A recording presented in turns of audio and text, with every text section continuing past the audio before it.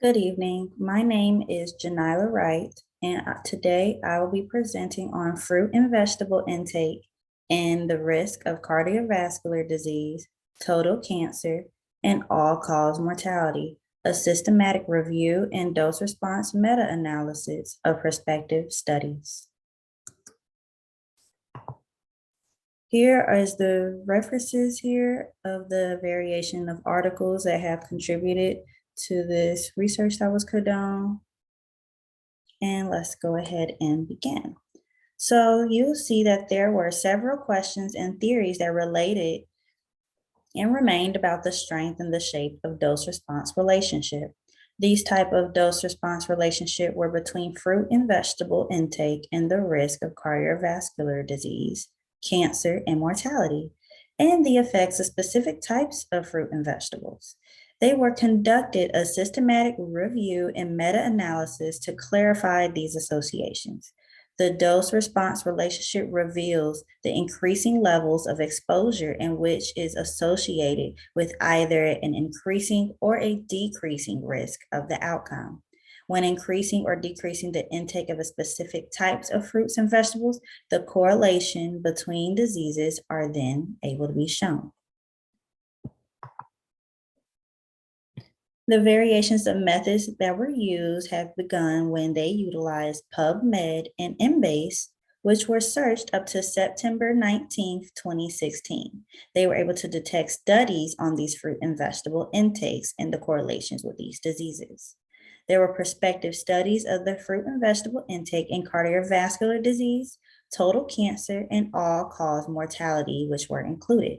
Summary of relative risk were calculated using a random effects model and the mortality burden that was globally estimated of 95 studies to be included. Meta-analysis, which was utilized, is a quantitative formal study designed used to systematically assess the results of previous research to derive conclusions about the body of the research. This is pivotal in which it was in order to analyze how fruits and vegetable intake alter the dose response relationships with certain diseases.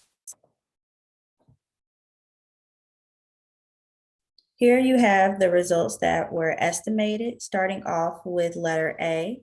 You have the fruits and vegetables, then the correlation with coronary heart disease. In letter C, you just see that it's just fruits and the correlation between coronary heart disease. In letter E, you see here that it is just the vegetables and coronary heart disease that they had the correlations to. And here at the bottom, you have letters B, D, and F, which represents the graphs and how those correlations between the fruits and vegetables and those diseases are here to be shown. So as far as our results here, you see that similar associations were observed for fruits and vegetables separately. Reductions in risk were observed up to 800 gallons a day for all outcomes except for cancer, which was 600 gallons a day. Inverse associations were observed between the intake of apples and pears, citrus fruits, green leafy vegetables, salads, and cardiovascular disease and all-cause mortality, and between the intake of green, yellow vegetables and the total cancer risk.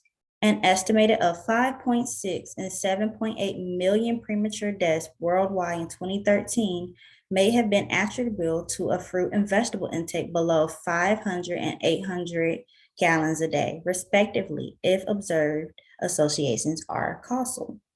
Here you see of this table of the confidence interval, which shows that when it comes to cardiovascular disease, 95% was contributed from fruits and vegetables, and 83% when it comes to all-cause mortality.